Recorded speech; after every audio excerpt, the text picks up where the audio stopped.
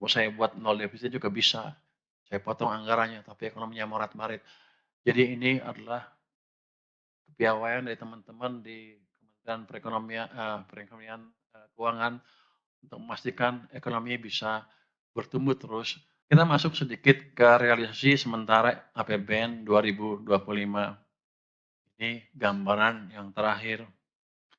Dalam kondisi yang volatile di tahun 2025, APBN menjadi instrumen kebijakan yang antisipatif dan responsif menghadapi perkembangan dinamika global dan domestik.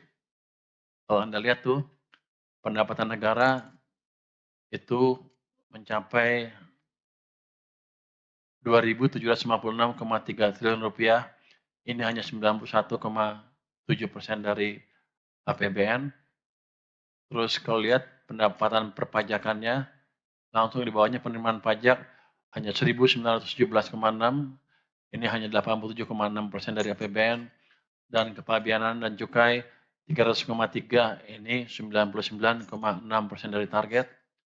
PNBP mencapai 534,1 triliun, ini 104,0% dari target. Penerimaan hibah itu 4,3 triliun rupiah, ini 733,3% dari target. Sementara belanja negara, Anda lihat, mencapai 3.451,4 triliun rupiah, itu 95,3% dari target.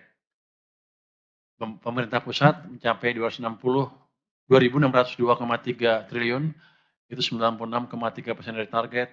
Dan belanja kementerian lembaga 1.500,4,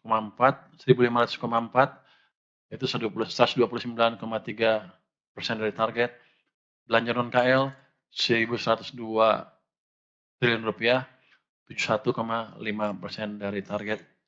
Transfer ke daerah kita salurkan 849,0 triliun rupiah atau 92,3%. Kalau Anda lihat di sini kalau kita lihat dari presentasi dari APBN-nya, yang pendapatan negara kan hanya 91, sedangkan belanja 95,3. Anda pasti nanya kenapa nggak dipotong belanjanya, supaya defisitnya tetap kecil. Tapi kita tahu kan, ketika ekonomi kita sedang mengalami downturn, turun ke bawah, kita harus memberikan stimulus ke perekonomian. Ini wujud dari komitmen pemerintah untuk menjaga ekonomi tetap tumbuh secara berkesinambungan tanpa membahayakan APBN. Walaupun defisit membesar ke 695,1 triliun, itu lebih tinggi dibanding APBN yang sebesar 606,2, tapi kita tetap jaga, pastikan bahwa defisitnya tidak di atas 3%.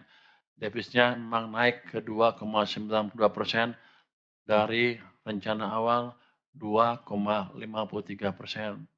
Ini tadi dengan misi untuk menjaga ekonomi tetap bisa berekspansi di tengah tekanan global yang tinggi. Inilah kebijakan real dari countercyclical yang sering saya bilang selama ini. Sebenarnya kalau mau saya buat nol defisit juga bisa. Saya potong anggarannya, tapi ekonominya morat-marit. Jadi ini adalah kepiawaian dari teman-teman di Kementerian Perekonomian, Keuangan untuk memastikan ekonomi bisa bertumbuh terus tanpa mengorbankan sisi kehati-hatian dari fiskal. Walaupun gelembung, kita pastikan di bawah 3%. Ini adalah standar Maastricht Treaty yang paling ketat.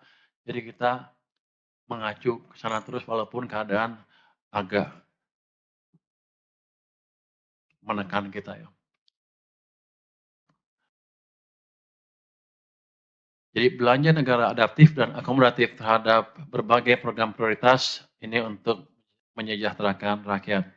Capaian program prioritas serta tata kelola yang terjaga selama ini kita jaga terus sehingga di akhir tahun defisit seperti saya bilang tadi tetap di 2,9% tanpa menghilangkan stimulus yang diperlukan oleh perekonomian sehingga masyarakat kita tetap bisa menikmati ekspansi ekonomi di tahun 2025 yang lalu. Saya yakin nanti tahun 2026 dengan membaiknya fondasi perekonomian dan menguatnya, momentum pertumbuhan ekonomi ke depan, harusnya sih defisit bisa ditekan ke level yang lebih rendah dengan dampak pertumbuhan ekonomi ke masyarakat yang lebih besar dibanding tahun lalu.